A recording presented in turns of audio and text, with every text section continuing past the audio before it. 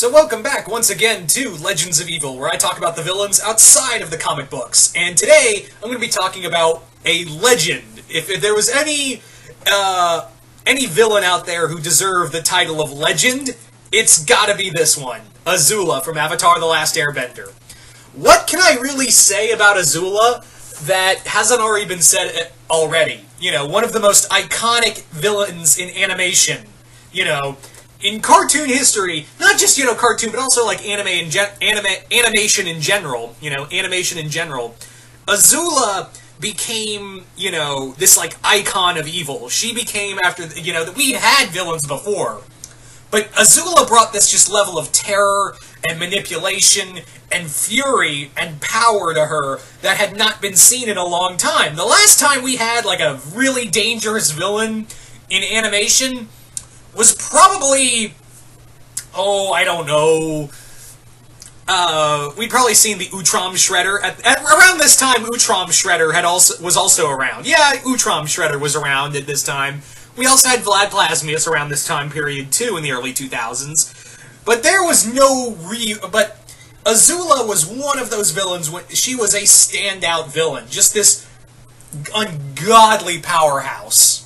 As well, physically and mentally. Azula, of course, is the younger child and princess of the Fire Nation, younger child of Ozai, and of course is the younger sister of Zuko.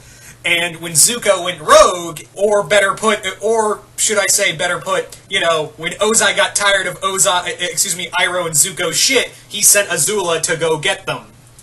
And either kill them or bring them back. And she damn near came close several times over. And when encountering Aang in Omashu, or she renamed it New Ozai, she made it her task to also hunt the Avatar, along with Mai and Ty Lee, who she coerced Ty Lee via, violently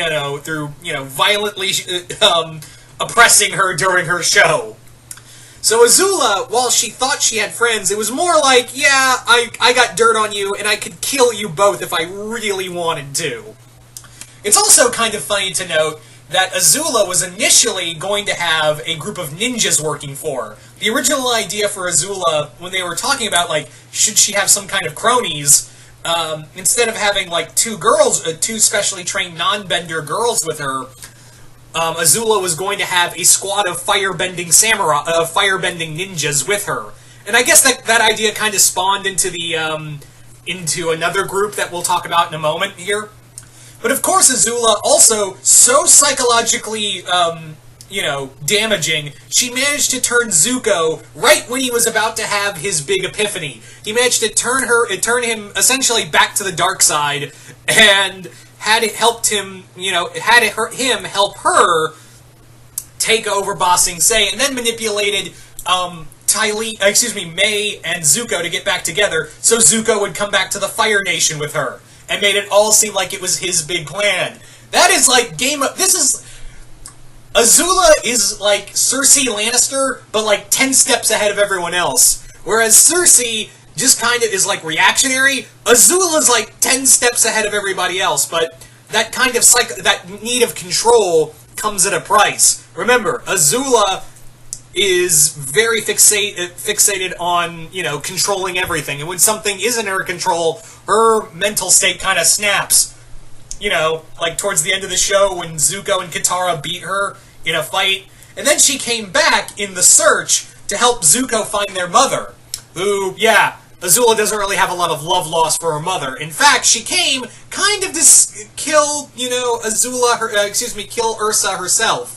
But that plan kind of failed, and Azula took off, only to come back and try to manipulate Mei's father and his pro-Ozai organization with a group of ninjas who I'm forgetting the name. But yeah, she took on this identity along with a few other characters, and took on almost like a Mask of the Phantasm kind of persona with her. So yeah, Azula is still out there in Avatar continuity. She is still out there, she's still a threat, and we're just waiting for her to come back, because now she's even more unbalanced and has her own group now. She has her own group of people to work with, people who are just as well trained as she is, and now she's learning ninjutsu. As if Azula couldn't get any more scarier, right? Azula is just an all-out threat, and I can't wait to see where they go with her story, because after Smoke and Shadows, yeah, she kind of just dropped off the map, and due to all these delays, we're kind of waiting for, okay, Azula, come back. Maybe she'll be back in the story Imbalance, which looks like it's going to set up the origins of the Equalist movement. So maybe Azula might be in there. That'd be kind of cool. But in any case, yeah, Azula. Again, like I said, what more can I say about the Princess of the Fire Nation? Just flat out evil. Like I said, Legends of Evil. This whole segment, yeah. She definitely deserves the title of Legend of Evil, because she is, in the short time that she was around from seasons 2 through 3, she became that kind of face of evil, even more so than Zuko or Zhao was in season 1. And yes, I know Zuko wasn't technically a villain, but he was an antagonist, keep in mind. And Zhao was the big villain, became the big villain in season 1. And towards the end. But season 2 onward, Azula became the face of that evil, the face of the evil that is the Fire Nation. So, that's that's got, even more so, people dig her more than, dig Azula more than Ozai. Which, yeah, as Ozai was the big villain of the series, kept in the shadows, like Dr. Claw, but then you had Azula, who a lot of people kind of recognize as the face of the Fire Nation. So that's what I liked about her, and I'm really hoping we get to see more of her story later on, and I'm wondering if that story's ever going to come to an end. But who knows, really? Who knows? So you guys tell me in the comments below, what did you guys think of Azula? Because really, there's not much else I could say about her that already has been said already. Because yeah, it's Azula. What more can you say about her that hasn't already been said as it is?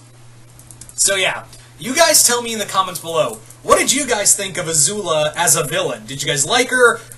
I don't know anyone who hated her, honestly. So yeah, did you guys like her? What were your favorite stories with her? And do you want to see more stories in the Dark Horse comics with her in them? Just comment below, let me know. Once again, hope you all enjoyed this, and I will see you guys later.